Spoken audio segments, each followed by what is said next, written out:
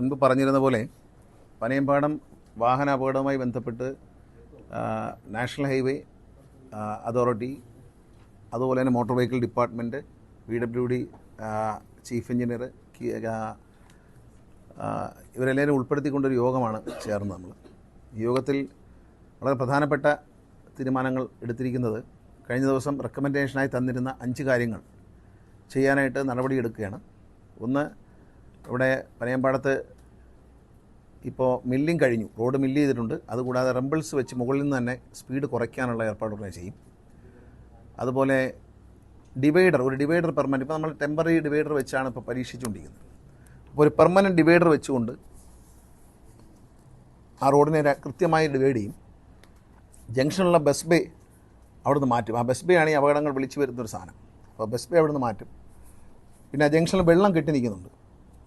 അപ്പോൾ അത് റിമൂവ് ചെയ്യാനുള്ള, അത് വെള്ളം കെട്ടാതിരിക്കാനുള്ള ഒരു ഫെസിലിറ്റി ഉടൻ തന്നെ ഹൈവേ അതോറിറ്റി ചെയ്യാം എന്ന് സമ്മതിച്ചിട്ടുണ്ട്.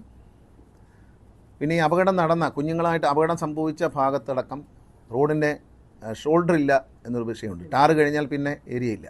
അപ്പോൾ ആ ഷോൾഡർ ചെയ്യാനും ഈ അപകടം നടന്ന ഭാഗത്ത് ഒരു റീറ്റെയിനിങ് ഹോൾ കെട്ടിക്കൊണ്ട് ആ ഷോൾഡർ അവിടെ ഫില്ല് ചെയ്ത് ഒരു നടക്കാനുള്ള സൗകര്യം, അതിൽ നടന്നു പോകത്ത ബസ് റോഡിൽ നിന്ന് വിട്ട് നടന്നു പോകത്തതിൽ ഒരു സംവിധാനം ഉണ്ടാക്കും. ഈ ലൈനുകളെല്ലാം മാറ്റും. അത് മോട്ടോർ വെഹിക്കിൾ ഡിപ്പാർട്ട്മെൻറ്റ് ഇതോടുകൂടിയാണ് ചെയ്യാൻ പോകുന്നത്. ഇപ്പോൾ ഈ ട്രയൽ നോക്കുന്ന ഡിവൈഡർ, ആ ഡിവൈഡറിൻ്റെ പ്രവർത്തനം നോക്കി ഇപ്പോൾ വലിയ പ്രശ്നമില്ലാതെ പോവുകയാണ്. അപ്പോൾ അതിലെന്തെങ്കിലും ചെറിയ മാറ്റങ്ങൾ വരുത്തണമെന്ന് നോക്കിയിട്ട് പെർമനൻറ്റ് ഡിവൈഡറാണ് പറഞ്ഞിരിക്കുന്നത്. അതിന് അടിയന്തരമായി ഒരാഴ്ചയ്ക്കുള്ളിൽ അവിടെ ചെയ്യേണ്ട വർക്കുകളുടെ ഡിസൈൻ PWD നാഷണൽ ഹൈവേ വിഭാഗം, ചീഫ് എഞ്ചിനീയർ, ഹൈവേ അതോറിറ്റിയുടെ ഡയറക്ടർ കൈമാറും. 1 കോടി രൂപയ്ക്ക് മുകളിൽ അവർ കൊടുക്കുന്ന എസ്റ്റിമേറ്റ് 1.35 എത്രയാണെന്ന് വെച്ചാൽ അത്രയും രൂപ അദ്ദേഹം ഉടൻ അനുവദിക്കും. അനുവദിച്ചു കഴിഞ്ഞ് അത് ഊരാലുങ്കൽ സർവീസ് സൊസൈറ്റിയാണ് അതിൻ്റെ വർക്ക് ചെയ്തുകൊണ്ടിരുന്നത്. അവർക്കാണ് അതിൻ്റെ മെയിൻ്റനൻസ് കോൺട്രാക്ട്. അതുകൊണ്ട് ഈ യോഗത്തിൽ വെച്ച് ഇനി പുതിയൊരു കോൺട്രാക്ടറെ കണ്ടെത്തി ചെയ്യാനൊക്കെ ഒരുപാട് സമയമെടുക്കും. അതുകൊണ്ട് ഊരാലുങ്കൽ സൊസൈറ്റിയെ കൊണ്ട് തന്നെ ഇത് വർക്ക് ചെയ്യിക്കാൻ, ഈ വർക്കുകൾ, ഈ ഒരു പനയമ്പാടത്തെ വർക്ക് ചെയ്യിക്കാൻ ഈ യോഗത്തിൽ തീരുമാനിച്ചിട്ടുണ്ട്. അത് പണം അനുവദിക്കാം, വളരെ വേഗത്തിൽ നിന്ന് അനുവദിക്കാമെന്ന് അദ്ദേഹത്തിൻ്റെ കപ്പാസിറ്റിയിലുള്ള അത്രയും തുക ഉടനെ അനുവദിക്കും. അത് അനുവദിച്ച ഉടനെ വർക്ക് തുടങ്ങണം. അപ്പോൾ വർക്ക് തുടങ്ങാൻ നമ്മൾ ഈ സ്ഥിരം റെഡ് ടേപ്പിസത്തിൽ പോകാതെ ചീഫ് എഞ്ചിനീയറോട് തന്നെ ഈ യോഗത്തിൽ തീരുമാനമായിട്ട് നമ്മൾ എടുത്തിരിക്കുന്ന ഈ കോൺട്രാക്റ്റ്, ഈ ഹൈവേയുടെ contract, still maintenance contract maintain ചെയ്യുന്ന ഊരാലുങ്കൽ സർവീസ് സൊസൈറ്റി, അവരെ തന്നെ ഈ വർക്ക് ഏൽപ്പിച്ച് പണി പൂർത്തിയാക്കാനാണ് ഉദ്ദേശിക്കുന്നത്. നാട്ടുകാർ മുന്നോട്ട് വെച്ചതും വിദഗ്ധ സംഘം പാലക്കാട് IIT അടക്കം മുൻപ് റിപ്പോർട്ട് ചെയ്ത എല്ലാ കാര്യങ്ങളും 5 കാര്യങ്ങളാണ് ശുപാർശ ചെയ്തിരുന്നത്. അത് ചെയ്യുന്നുണ്ട്. അത് കൂടാതെ കേരള റോഡ് സേഫ്റ്റി അതോറിറ്റിയുടെ ഭാഗമായിട്ട് ഫ്ലാഷ് ലൈറ്റുകൾ സ്ഥാപിക്കും. അത് motor vehicle MED Palakkad RTO ഉദ്യോഗസ്ഥന്മാരെ, RTOയും കൂടെയുള്ള ഉദ്യോഗസ്ഥന്മാരെ അതിനെ ചുമതലപ്പെടുത്തിയിട്ടുണ്ട്. അതിനാവശ്യമായ പണം എത്രയാണെന്ന് ചോദിച്ചാൽ അത്രയും പണം. അതിവിടെ മാത്രമല്ല, ഇത് പനയമ്പാടത്തെ കാര്യമാണ് ഞാൻ പറയുന്നത്. അവിടെയും അതുകൂടെ മറ്റൊരു ബ്ലാക്ക് സ്പോട്ടായി മാറിയിരിക്കുന്ന മുണ്ടൂർ ജംഗ്ഷനാണ്. മുണ്ടൂർ ജംഗ്ഷനിലും KSTP റോഡും നാഷണൽ ഹൈവേയും തമ്മിൽ വരുന്നിടത്ത് വലിയ അപകടം ഉണ്ടാവണം. അതിനെപ്പറ്റി മോട്ടോർ വെഹിക്കിൾ ഡിപ്പാർട്ട്മെൻറ്റ് സ്റ്റഡി നടത്തിയിട്ടുണ്ട്. അതിൽ ചെറിയ മാറ്റങ്ങൾ അവർ നിർദ്ദേശിച്ചിട്ടുണ്ട്. അതിൻ്റെ ട്രയൽ ആരംഭിക്കുന്നതോടൊപ്പം തന്നെ അവിടെ ഒരു ഫ്ലാഷ് ലൈറ്റ് സ്ഥാപിക്കുക, ഒരു പുതിയ തരത്തിലുള്ള, ഇപ്പോൾ നമ്മൾ കണ്ടുവരുന്ന അല്ലാത്ത പുതിയ തരത്തിലുള്ള ഒരു വളരെ എഫക്റ്റീവായിട്ടുള്ള ഒരു ഡ്രൈവറെ അലർട്ട് ചെയ്യാൻ. കാരണം ഓടിച്ചു വരുന്ന ഡ്രൈവർ പെട്ടെന്ന് തന്നെ ഏതൊരു മൂഡിലാണെങ്കിലും ഉണരത്തക്ക രീതിയിലുള്ള അത്ര ഫ്ലാഷ് ചെയ്യുന്ന ഒരു ലൈറ്റ് ഞങ്ങൾ പ്ലാൻ ചെയ്യുകയാണ്. അത് റോഡ് സേഫ്റ്റി അതോറിറ്റി അത് വാങ്ങുകയും ട്രാൻസ്പോർട്ട് കമ്മീഷണർ അത് എത്രയും പെട്ടെന്ന് നടപ്പിൽ വരുത്തുകയും ചെയ്യും. അദ്ദേഹത്തിനെ അതിനുള്ള ചുമതല ട്രാൻസ്പോർട്ട് കമ്മീഷണർക്ക് നൽകിയിട്ടുണ്ട്. ഈ ഡിസൈനിൽ വേണ്ട മാറ്റങ്ങൾ ഈ നാട്ടുകാരുമായിട്ട് പഞ്ചായത്തിൻ്റെ ഒരു പ്രപ്പോസലുണ്ട്. പഞ്ചായത്ത് റിക്വസ്റ്റ് തന്നിരുന്നു. അപ്പോൾ പലതരം പ്രപ്പോസൽ ഇവിടെ നാഷണൽ ഹൈവേ ആയിട്ടും KSTP ആയിട്ടും ഞങ്ങൾ ചർച്ച ചെയ്തു. അതിൽ ചെറിയ ഒരു ട്രയൽ ആദ്യം നടത്തുകയാണ് മുണ്ടൂർ. ഇപ്പോൾ പനയമ്പാടത്ത് നടക്കുന്ന പോലൊരു ട്രയൽ മുണ്ടൂരിൽ നടത്തി ആ പ്രശ്നം പരിഹരിക്കാനാണ് തീരുമാനിച്ചിരിക്കുന്നത്. ഇത്രയും കാര്യങ്ങളാണ് നടന്നത്. അതിൻ്റെ 1 കോടിക്ക് മേൽ രൂപ അടിയന്തരമായി നമുക്ക് ഹൈവേ അതോറിറ്റി അനുവദിച്ചു തരാമെന്നുമായിട്ടുണ്ട്. അതിലെന്തെങ്കിലും കുറവ് വന്നാൽ റോഡ് സേഫ്റ്റി അതോറിറ്റി ആ പൈസ കൊടുക്കും. അവർ എസ്റ്റിമേറ്റ് ഏതായാലും 1 ആഴ്ചയ്ക്കുള്ളിൽ, ഇന്ന് ചൊവ്വാഴ്ചയാണ്, അടുത്ത ചൊവ്വാഴ്ചയ്ക്ക് മുമ്പ് എസ്റ്റിമേറ്റ് കേരളത്തിലെ PWD NH വിഭാഗം സമർപ്പിക്കും. അവിടെ ഹൈവേയിൽ സമർപ്പിക്കും. അദ്ദേഹം പെട്ടെന്ന് തന്നെ അതിൻ്റെ പണം അനുവദിക്കാമെന്ന് ഡയറക്ടർ ഈ യോഗത്തിൽ സമ്മതിച്ചിട്ടുണ്ട്. ഈ ഇഷ്യൂ പെട്ടെന്ന് തന്നെ സോൾവ് ചെയ്യാനുള്ള ശ്രമമാണ്. ഞങ്ങൾ ഈ ഒരു സ്പോട്ടാണ് നോക്കുന്നത്. ബാക്കി സ്പോട്ടുകൾ അവർ ബാക്കി പിന്നെ പാലക്കാടിനും കോഴിക്കോടിനും ഇടയ്ക്ക് 16 ബ്ലാക്ക് സ്പോട്ടുകൾ കണ്ടുപിടിച്ചിരിക്കുന്നത്. അപ്പോൾ അതിൽ കൂടുതലും വരുന്നത് രാമനാട്ടുകര ഭാഗത്തൊക്കെയാണ്. അപ്പോൾ അത് റെക്ടിഫൈ ചെയ്യാൻ വേണ്ടി അവർ നടപടിയെടുക്കും എന്ന് പറഞ്ഞിട്ടുണ്ട്.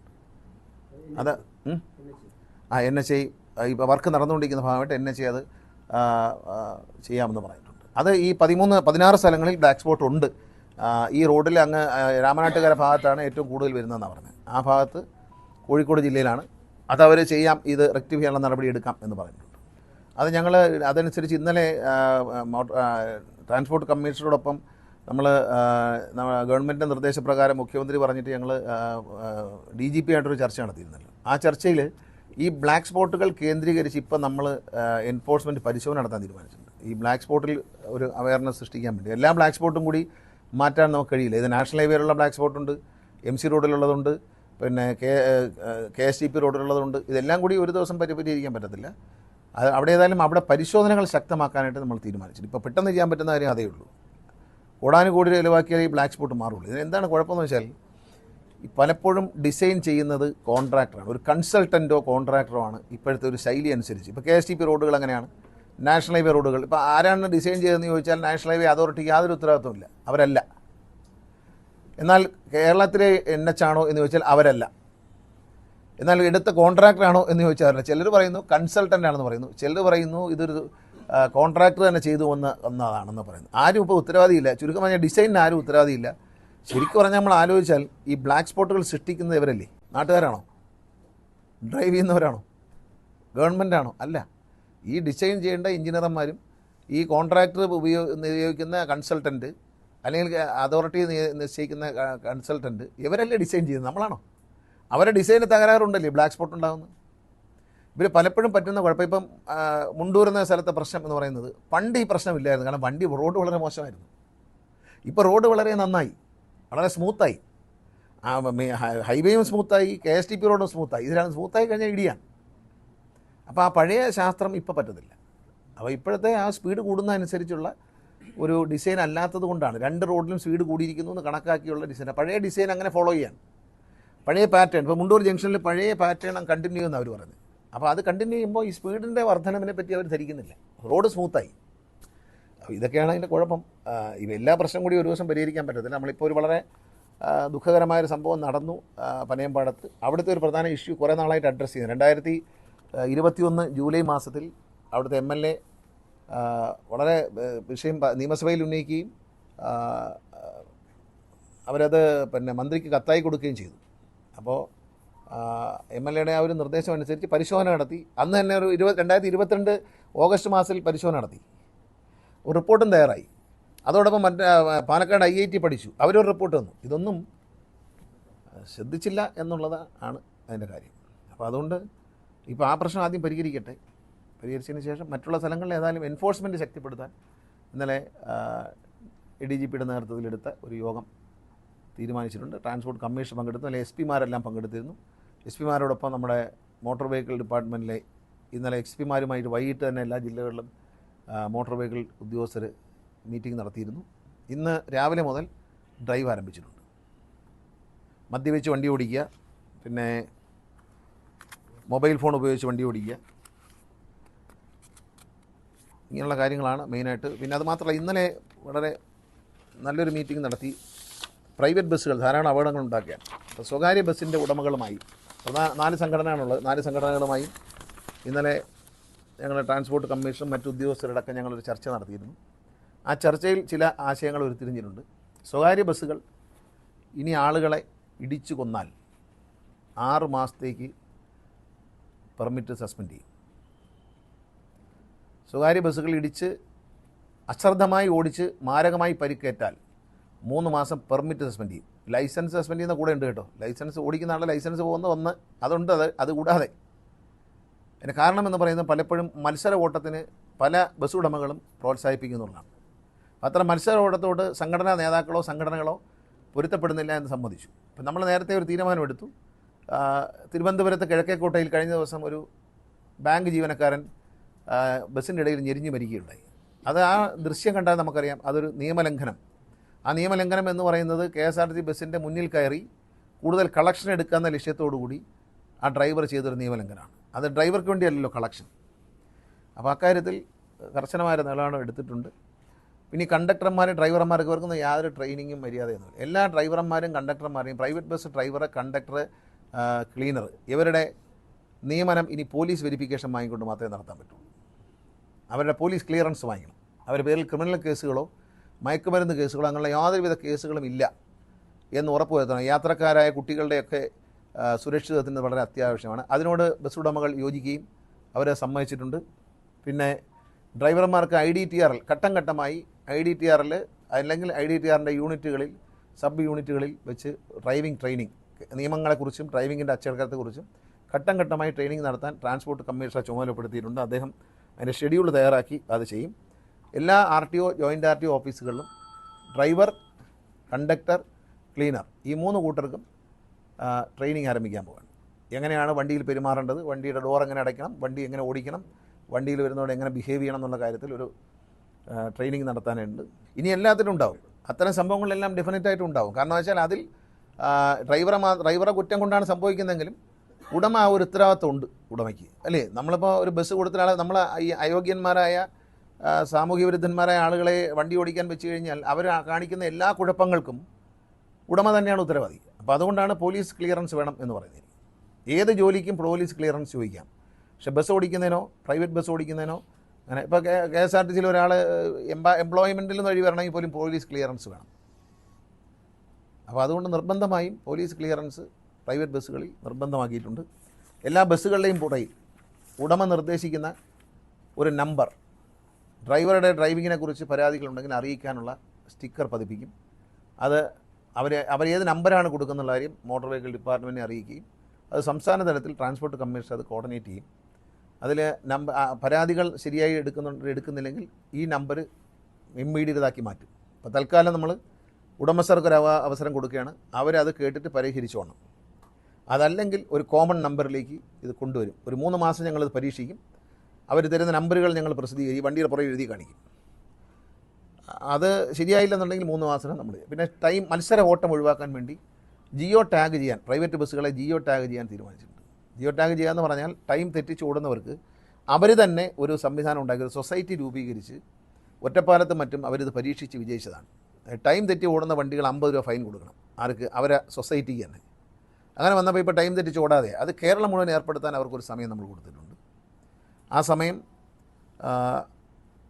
കഴിഞ്ഞവർ ചെയ്തില്ലെങ്കിൽ മോട്ടോർ വെഹിക്കിൾ ഡിപ്പാർട്ട്മെൻറ്റ് കേരളം ഒട്ടുക്കും ഈ പ്രൈവറ്റ് ബസ്സുകൾക്ക് ഒരു ജിയോ ടാഗിങ് ഏർപ്പെടുത്തും. ഇപ്പോൾ അവർ ജിയോ ഫെൻസിങ് ചെയ്യാൻ അവരെ ഏൽപ്പിച്ചിരിക്കുകയാണ്. ആ ജിയോ ഫെൻസിങ് ഞങ്ങൾ അവർ ഒരു 3-4 മാസം കൊണ്ട് ചെയ്തില്ലെങ്കിൽ ഞങ്ങൾ ചെയ്യും, സർക്കാർ തന്നെ ചെയ്യും. ചെയ്യുമ്പോൾ വണ്ടികളുടെ വേഗതയിൽ ഒരു നിയന്ത്രണം ഉണ്ടാകും. ടൈം തെറ്റിച്ച് ഓടുന്ന വണ്ടിക്ക് ഫൈൻ വരും. അപ്പോൾ ഫൈൻ വരുമ്പോൾ താനേ വണ്ടി അതിൻ്റെതായ സമയം പാലിച്ച് ഓടാൻ തുടങ്ങും. ഇത് അവരുമായി സംസാരിച്ചപ്പോൾ അവർ തന്നെ ചെയ്തുകൊള്ളാം എന്ന് പറഞ്ഞപ്പോൾ അവർക്കൊരു അവസരം കൊടുക്കുകയാണ്. ഞങ്ങൾ തന്നെ ചെയ്യാനായിരുന്നു പരിപാടി, പക്ഷേ അവർ തന്നെ ചെയ്യാമെന്ന് പറയുമ്പോൾ അവർക്കൊരു അവസരം കൊടുക്കുകയാണ്. പിന്നെ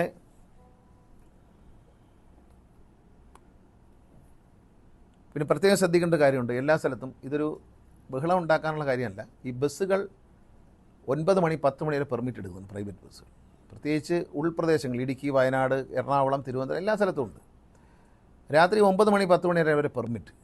പക്ഷേ ഇവർ ഈ പെർമിറ്റ് 6-6:30 മണിയാകുമ്പോൾ വണ്ടി ഒതുക്കും, കഴുകണം എന്നൊക്കെ പറഞ്ഞിട്ട് വണ്ടി ഒതുക്കും. പിന്നീട് അവർ പറയുന്നത് ആളില്ല, ആൾ കുറവാണ്, KSRTC ഓടിക്കോട്ടെ എന്നാണ്. അത് പറ്റില്ല. KSRTC ഓടും. അതുവരെ KSRTC ഓടിക്കൊണ്ടിരിക്കുന്ന റൂട്ടുകളിൽ KSRTC രാത്രി വരെ ഓടാറുണ്ട്, ലാസ്റ്റ് ട്രിപ്പ് വരെ പോകും. പക്ഷേ ഇനി മുതൽ ഇത്തരം പ്രദേശങ്ങളിൽ പ്രൈവറ്റ് ബസ്സുകാർ ഇപ്പോൾ 5 ബസ് ഓടുന്ന, ഫോർ എക്സാമ്പിൾ 5 ബസ് ഓടുന്ന ഒരു സ്ഥലത്ത് ഇത് പരാതി പറയേണ്ട കാര്യമില്ല. എല്ലാവരും ശ്രദ്ധിക്കുക. 5 ബസ് ഓടുന്ന ഒരു സ്ഥലത്ത് ഒരു വണ്ടി രാത്രി 7 മണിക്ക് ശേഷം ഒരു സ്ഥലത്തേക്ക് പോവുകയും 8 മണിക്ക് ശേഷം ലാസ്റ്റ് ബസ് എന്ന നിലയിൽ തിരിച്ചു വരികയും ചെയ്യണം. ഇന്ന് പോകുന്ന വണ്ടി, ഇപ്പോൾ ഫോർ എക്സാമ്പിൾ A എന്ന് പറയുന്ന ആളുടെ വണ്ടി ഇന്ന് പോവുകയാണെങ്കിൽ നാളെ B എന്ന് പറയുന്ന ഓണറുടെ വണ്ടി പോകണം. 5 വണ്ടികളുണ്ടെങ്കിൽ ഈ 5 വണ്ടിയും ടേൺ വെച്ചിട്ട് എല്ലാ ദിവസവും ലാസ്റ്റ് ട്രിപ്പ് ഓടിയേ പറ്റത്തുള്ളൂ, രാത്രി വരെ. അല്ലാത്ത പക്ഷം പെർമിറ്റ് ലംഘിച്ചു എന്ന പേരിൽ ചാർജ് ചെയ്യുകയും അവരുടെ പെർമിറ്റുകൾ റദ്ദാക്കുകയും ചെയ്യും. സസ്പെൻഡ് അല്ല, റദ്ദാക്കി കളയും. കാരണം നിയമത്തിൽ വ്യവസ്ഥയുണ്ട്, ഇത്തരത്തിൽ റൂട്ട് കട്ടയിൽ ചെയ്യുന്ന ആളുകളുടെ പെർമിറ്റുകൾ റദ്ദാക്കാം എന്ന വ്യവസ്ഥയുണ്ട്. പക്ഷേ എല്ലാവരുടെയും ബുദ്ധിമുട്ടിച്ച് കളക്ഷൻ ഇല്ലാത്ത സമയത്ത് ഓടിച്ച് അവരെ ബുദ്ധിമുട്ടിക്കാൻ ഉദ്ദേശിക്കുന്നില്ല സർക്കാർ. അവരൊരു ബിസിനസ്സാണ്, അതൊന്നും നമ്മൾ നഷ്ടപ്പെടും. പക്ഷേ ഒരാൾ ഓടണം, ഒരു വണ്ടി, ഏതെങ്കിലും ഒരു വണ്ടി എല്ലാ ദിവസവും ഓടണം. അത് ഏത് വണ്ടിയാണ് ഓടുന്നതെന്ന് RTOമാരെ അറിയിക്കണം. എല്ലാ സ്ഥലത്തും, ഇത് കേരളത്തിൽ കാസർഗോഡ് മുതൽ ഇങ്ങ് പാറശാല വരെ പ്രൈവറ്റ് ബസ് ഓടുന്ന എല്ലാ സ്ഥലത്തും ഇത് ബാധകമാണ്. ഏതെങ്കിലും ഒരു RTOയിൽ ഇതിൽ വീഴ്ച വരുത്തിയാൽ ഉദ്യോഗസ്ഥരുടെ പേര് നടപടി വരും.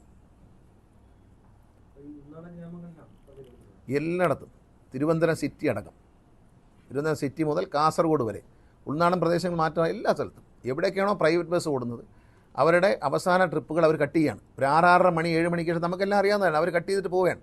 പിന്നെ യാത്രക്കാർക്ക് അവിടെ രക്ഷയില്ല. രാത്രിയായി കഴിഞ്ഞാൽ രാത്രിയിൽ കൊണ്ടുപോകണമെങ്കിൽ KSRTC തന്നെ വരണം. അപ്പോൾ അതുകൊണ്ട് KSRTC ഓടുന്നിടത്തെല്ലാം നമ്മൾ ലാസ്റ്റ് ട്രിപ്പ് വരെ ഓടാറുണ്ട്. എന്ന് പറഞ്ഞതുപോലെ ഇവരും ലാസ്റ്റ് ട്രിപ്പ് വരെ ഓടേണ്ടവരാണ്. പക്ഷേ കളക്ഷൻ കുറവാണെന്നൊക്കെ ഉള്ള അവരെ പരാതി വേണ്ട, അവർക്കും ഒരു നഷ്ടം വരണ്ട എന്ന് കരുതിയിട്ട് ജനങ്ങൾക്ക് ഉപകാരപ്രദമായി ഒരു വണ്ടി, മൺഡേ ഒരു വണ്ടി, പർട്ടിക്കുലർ വണ്ടിയാണ് ഓടുന്നതെങ്കിൽ ട്യൂസ്ഡേ മറ്റൊരു വണ്ടി ഓടണം,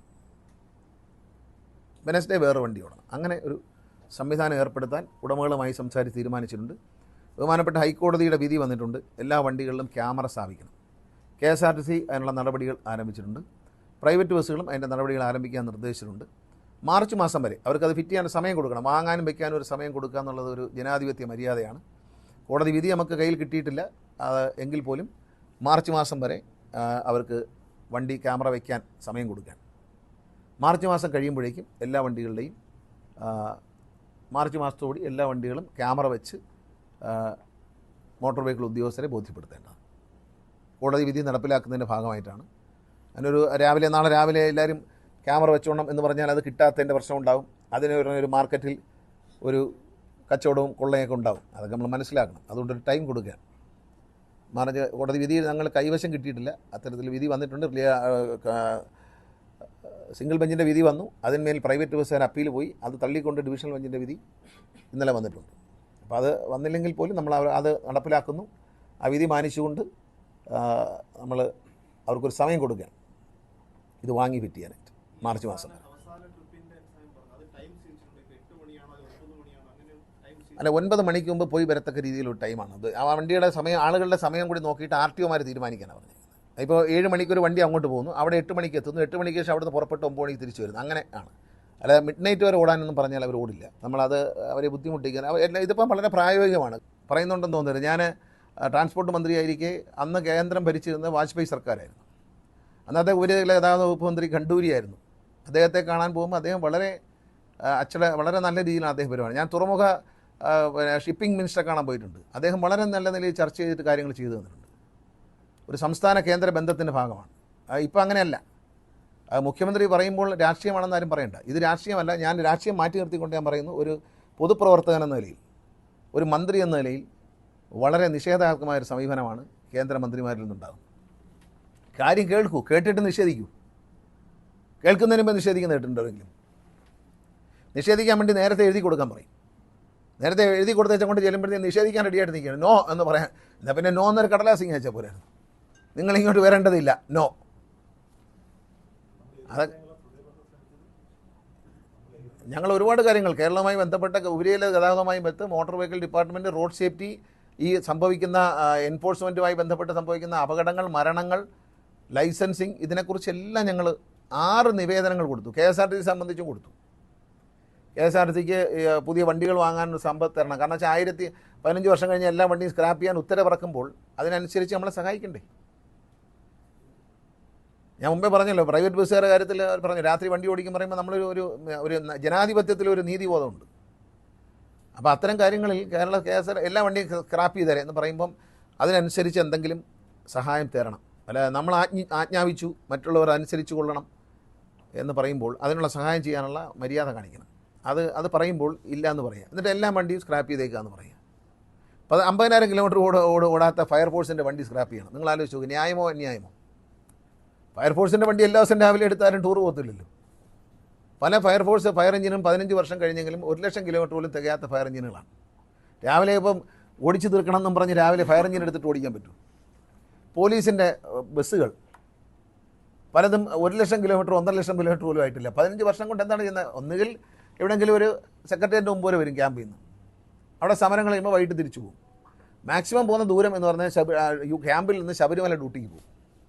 വേറെ എവിടെയാണ് ഈ പോലീസ് വണ്ടി കൊണ്ട് ആരെങ്കിലും ടൂർ പോകാറുണ്ടോ? ബസ്സുകളെ 1.5 ലക്ഷം കിലോമീറ്റർ പോലും ആകാത്ത ബസ്സുകൾ കണ്ടം ചെയ്ത് കളയാൻ പറയാണ്. ഒന്നുമില്ല, അതിനൊരു മെക്കാനിക്കൽ ഡിഫക്റ്റ് ഇല്ല, പൊല്യൂഷൻ പ്രശ്നമില്ല, ഒന്നുമില്ല. പക്ഷേ സ്ക്രാപ്പ് ചെയ്തേക്കുമെന്ന് പറഞ്ഞിട്ട് എല്ലാം സ്ക്രാപ്പ് ചെയ്തേക്കും. എന്നാൽ എന്തെങ്കിലും സഹായമുണ്ടോ? ഇതൊക്കെ വളരെ മോശമാണ്. കാരണം ഒന്നും തരില്ല എന്ന് തീരുമാനിച്ചിട്ടുണ്ട്. നമ്മൾ ശരിക്കും കേരളത്തിലെ ജനങ്ങളെ ശ്വാസം മുട്ടിക്കുക എന്നുള്ളത് തന്നെയാണ്. ഇത് ബാധിക്കുന്ന ആരെയാണ്? ഭരിക്കുന്ന സർക്കാർ മാറി മാറി വരും, പക്ഷേ ഭരണകർത്താക്കളും മാറി മാറി വരും. പക്ഷേ നമ്മൾ ഇത്തരം കാര്യങ്ങളിൽ ഒരു കേന്ദ്ര സംസ്ഥാന ബന്ധത്തിൽ ഒരു ചെറിയ മര്യാദയാകാം. അത് പറയേണ്ടി വന്നതിൽ വലിയ ഖേദമുണ്ട്. കാരണം ഞാനതിൻ്റെ അനുഭവം നേരിട്ട് അനുഭവിച്ചുകൊണ്ട് ഞാൻ പറഞ്ഞു. ആരായാലും അത് മതിയല്ലോ. ഈ ഒരു കലത്തിലിരിക്കുന്ന ചോറെല്ലാം ബന്ധമെന്ന് ഞാൻ 1-2 ചോറെടുത്ത് നോക്കി നോക്കിയാൽ മതി, എല്ലാം കൂടി വാരി ഞെക്കണ്ട. മനസ്സിലായല്ലോ? അതൊക്കെ വളരെ ഒരു കേരളത്തിൽ താമസിക്കുന്ന ഒരു പൗരൻ നിലയിൽ ഞാൻ പറഞ്ഞല്ലോ, വാജ്പേയി സർക്കാരിൻ്റെ കാര്യത്ത് ഞാൻ ഈ 2 മന്ത്രിമാരെ കാണാൻ ഞാൻ പോയിട്ടുണ്ട്. അവരുടെ സമീപനം വളരെ മാന്യമായിരുന്നു, അവരുടെ മറുപടി വളരെ നല്ലതായിരുന്നു. അവരുടെ രാഷ്ട്രീയം പറയുകയല്ല. അത് കഴിഞ്ഞ് മൻമോഹൻ സിംഗ് സർക്കാരിൻ്റെ കാലത്ത് ഞാൻ പോയിട്ടുണ്ട്. വനമന്ത്രിയായിരിക്കെ ഞാൻ പലപ്പോഴും ജയറാം രമേശ് അടക്കമുള്ള മിനിസ്റ്റേഴ്സിനെ കാണാൻ പോയിട്ടുണ്ട്. അവരുടെ രീതികൾ വളരെ നല്ലതായിരുന്നു. കാണും, ഉണ്ടാകുമല്ലോ, തീർച്ചയായിട്ടും ഉണ്ടാവും. പക്ഷെ ഞാനതങ്ങ് തുറന്നു പറഞ്ഞതേ ഉള്ളൂ. നമ്മൾ അറിയണമല്ലോ. ഞാൻ പറഞ്ഞല്ലോ, 2 മന്ത്രിസഭയുടെ കാലത്ത് ഞാൻ മന്ത്രിയായിരുന്നുണ്ട്. വാജ്പേയി സർക്കാരിൻ്റെ കാലത്ത് കേരളത്തിലെ ഗതാഗത മന്ത്രിയായിരുന്നു, മൻമോഹൻ സിംഗിൻ്റെ സർക്കാരിൻ്റെ കാലത്ത് വനം മന്ത്രിയായിരുന്നു. ഈ 2 സമയങ്ങളിലും ഞാൻ പോയിട്ടുണ്ട്. ഇത് 3ാമത്തേതാണ് ഞാൻ പോകുന്നത്. 3ാമത്തെ അനുഭവം വളരെ വളരെ വേണ്ടാന്നൊരു സമീപനമില്ല. നമ്മൾ ഇങ്ങോട്ട് വരണ്ട എന്ന് പറയില്ലേ, തരില്ല. കൊച്ചു പിള്ളേരൊക്കെ പറയില്ല, ഞാൻ നിനക്ക് തരില്ല എന്ന് പറഞ്ഞു. ആ നിലയിൽ കാണരുത്. ഇത് ഒരു രാജ്യം ഭരിക്കുന്നവരാണ്, പക്വത, നമ്മളെക്കാളൊക്കെ പക്വതയും കാര്യങ്ങളും വേണ്ടവരാണ്. ഇപ്പോൾ നമ്മളൊരു മന്ത്രി എന്ന നിലയിൽ നമ്മളെ കാണാൻ പല ആൾക്കാരും വരും. അവർ വരുമ്പോഴേ പറ്റൂല ഇറങ്ങിപ്പാൻ പറയും ആരെങ്കിലും. ഇല്ലല്ലോ, നോക്കാം, കൺസിഡർ ചെയ്യില്ല എല്ലാവരും. ആ കൺസിഡറേഷനൊക്കെ വേണം. അതൊക്കെ ഒരു സാമാന്യ മര്യാദയുടെ ഭാഗം കൂടിയാണ്. ഓപ്പോസിഷനോടുള്ള ഒരു പൊളിറ്റിക്കൽ റെസ്പെക്റ്റ് കുറവായിരിക്കും, അത് പാടില്ല. പ്രതിപക്ഷ ബഹുമാനം എന്ന് പറഞ്ഞൊരു മര്യാദ എല്ലാവരും പുലർത്താണ്ട്. കേരളത്തിലെ എല്ലാ ഇന്ത്യയിലെ ഏത് രാഷ്ട്രീയക്കാര്യങ്ങൾ എടുത്തു നോക്കൂ, അവരെല്ലാവരും പ്രതിപക്ഷ ബഹുമാനം പുലർത്തിയിട്ടുണ്ട്. അതിലൊരു സംസ്ഥാന സർക്കാരുകൾ കൊടുക്കുന്നതിനേക്കാൾ കൂടുതൽ പൈസയ്ക്ക് കേരളത്തെ കൊണ്ട് ബലം പ്രയോഗിച്ച് സ്ഥലമെടുപ്പിച്ച് അവർ തന്നെ സ്ഥലമെടുത്ത് റോഡ് പണിഞ്ഞു കൊടുക്കും മറ്റു സംസ്ഥാനങ്ങളിൽ. ഇവിടെ നമ്മൾ നിവൃത്തിയില്ല. നമ്മളെ മുഖ്യമന്ത്രിയെ സംബന്ധിച്ച്, കേരള ഗവൺമെൻറ്റിനെ സംബന്ധിച്ച് നല്ല റോഡുകൾ ഉണ്ടാകണം എന്ന ഒരു ദീർഘവീക്ഷണമുണ്ട്. അതിനുവേണ്ടി വലിയൊരു ത്യാഗമാണ് സഹിക്കുന്നത്. വലിയൊരു ത്യാഗം സഹിച്ചുകൊണ്ട് വളരെയധികം എക്സ്പെൻസീവ് ആയിട്ടുള്ള ഒരു ലാൻഡ് അക്വിസിഷൻ കേരള ഗവൺമെൻറ് ഏറ്റെടുത്തു എന്ന് പറയുന്നത് തന്നെ കേരളത്തിലെ ജനങ്ങൾക്ക് വേണ്ടിയിട്ടാണ്.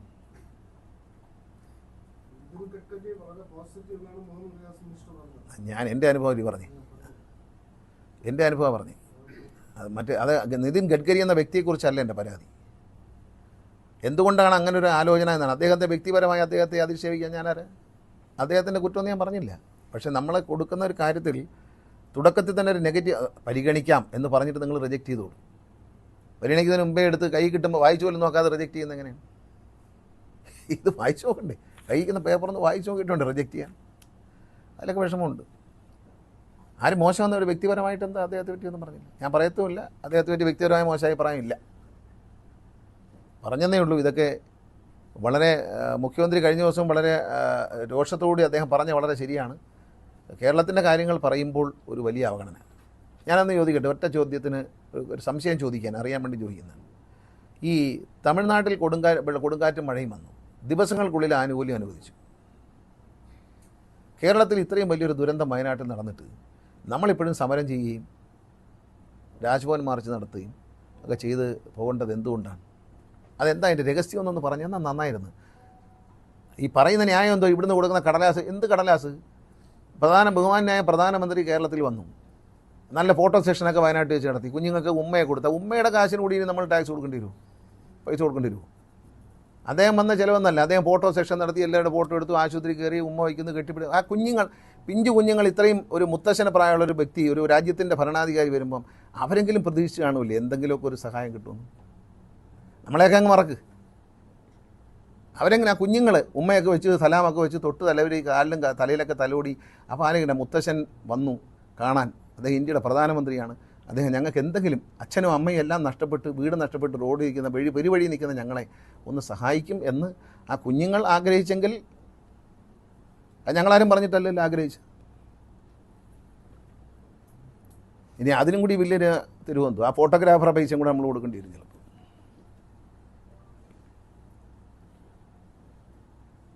മല കയറാൻ പോയ ബാബുവിനെ എടുക്കാൻ വന്ന പൈസയ്ക്ക് ഒരു ബില്ല് തന്നു. ഏതാ പാലക്കാട്ട് മല കയറാൻ പോയി കുടുങ്ങിപ്പോയ ബാബുവിനെ നോക്കാൻ വേണ്ടി ഹെലികോപ്റ്റർ വന്നു. അതിൻ്റെ വരെ പൈസ നമ്മൾ കൊടുക്കണം. ഇതൊരു ശരിയായ കാര്യമല്ല. ഫെഡറൽ സംവിധാനത്തിൽ ഇതൊരു ചേരുന്ന കാര്യമല്ല.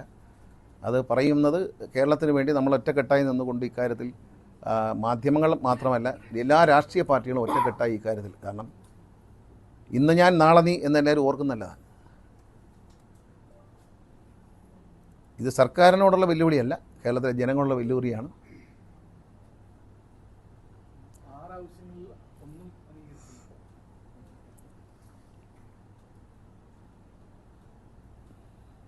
നമ്മളെ വ്യക്തിപരമായ ആവശ്യങ്ങളൊന്നും ഉണ്ടായിരുന്നില്ല.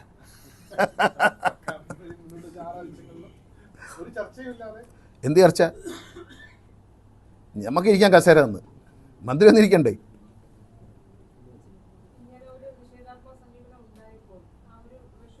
എത്രയും പെട്ടെന്ന് സ്ഥലം വിട്ടു. എന്തിന്? നിങ്ങളടുത്ത് പറഞ്ഞാൽ പോരെ? ഞാനിപ്പോൾ സ്റ്റേജിൽ പോയി പ്രസംഗിക്കാൻ പോകേണ്ടതുണ്ടോ? ഇപ്പോൾ നിങ്ങൾ എന്നോട് പറഞ്ഞപ്പോൾ ഞാൻ എൻ്റെ ഒരു വകുപ്പുമായി ബന്ധപ്പെട്ട കാര്യമായിട്ട് ഞാൻ പറഞ്ഞു. ഞാനൊരു രാഷ്ട്രീയ പ്രവർത്തകനാണ്, പൊതുപ്രവർത്തകനാണ്, കേരളത്തിലെ ഒരു MLA ആണ്, ഒരു മന്ത്രിയാണ്. ഞാൻ പറയണ്ടേ? ഉണ്ടായിരുന്ന നോക്കൂ ഇക്കാര്യത്തിൽ. മുഖ്യമന്ത്രിക്ക് അറിയാമല്ലോ. അതുകൊണ്ടാണല്ലോ അദ്ദേഹം പ്രസംഗിക്കുമ്പോൾ വളരെ ശക്തമായ ഭാഷയിൽ അദ്ദേഹം പറഞ്ഞല്ലോ. ഫോട്ടോ എപ്പോഴും നല്ലതല്ലേ? വയനാട്ടിൽ വന്ന പ്രധാനമന്ത്രിയുടെ ഫോട്ടോ എല്ലാം സുസ്മേരവദനമല്ലായിരുന്നു? അല്ലായിരുന്നു? നല്ല ഫോട്ടോ അല്ലായിരുന്നു? സൂപ്പർ പോസ്റ്റോ അല്ലായിരുന്നു? അദ്ദേഹം ഉണ്ടായിരുന്നു, അദ്ദേഹത്തിൻ്റെ കൂടെ കേരളത്തിൽ നിന്നുള്ളൊരു കമാൻഡോ ഉണ്ടായിരുന്നു, എല്ലാവരും ഉണ്ടായിരുന്നല്ലോ. ഗംബൂട്ടൊക്കെ ഇട്ട് കമാൻഡോസൊക്കെ കൂടെ. അവിടെ നിന്നുണ്ടെന്നല്ല, ഇവിടുന്ന് തന്നെ ആളെ കിട്ടിയല്ലോ.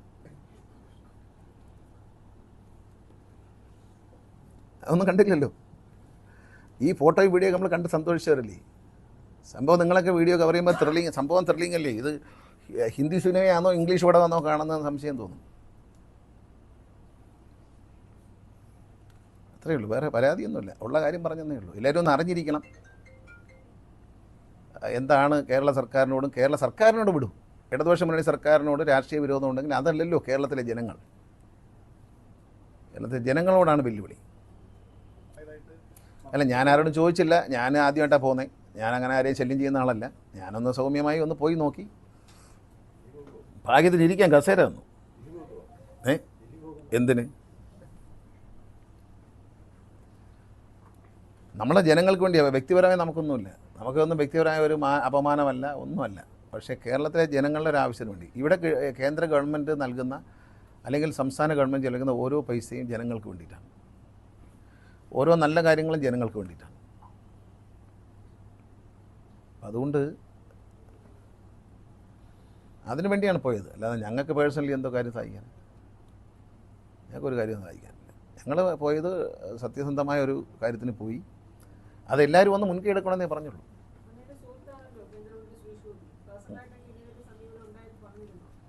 ഓ, അങ്ങേര് പറഞ്ഞിട്ട് തന്നെ അവിടെ കേൾക്കുന്നില്ല. പിന്നെ അവർക്ക് തന്നെ വലിയ വിലയില്ല. പിന്നെ നമുക്ക് തൃശ്ശൂരേക്ക് ഒന്നും ചോദിക്കുന്നില്ല, കിട്ടുന്നുമില്ല. അതിനെപ്പറ്റി ആർക്കും അഭിപ്രായമില്ലേ? എയിംസൊക്കെ തുടങ്ങിയ അപ്പോൾ പിന്നെ അവർ തന്നെ ബുദ്ധിമുട്ടിക്കാൻ നമ്മൾ അവരെ ബുദ്ധിമുട്ടിക്കാൻ കൊള്ളാവും. അത് കേരളത്തിലുള്ള സമീപനം ശരിയല്ല, അത്രയേ ഉള്ളൂ. ട്രാൻസ്പോർട്ടിനുള്ള നിൽക്കട്ടെ. സമീപനം നേരിട്ട് അനുഭവിച്ചപ്പോൾ അത് പറയാതിരുന്നിട്ട് ഇരുട്ടത്തേട്ട അടി പോലെ മിണ്ട നടക്കേണ്ട കാര്യമൊന്നുമില്ലല്ലോ. സ്വന്തം കാര്യത്തിനൊന്നും അല്ലല്ലോ പോയത്.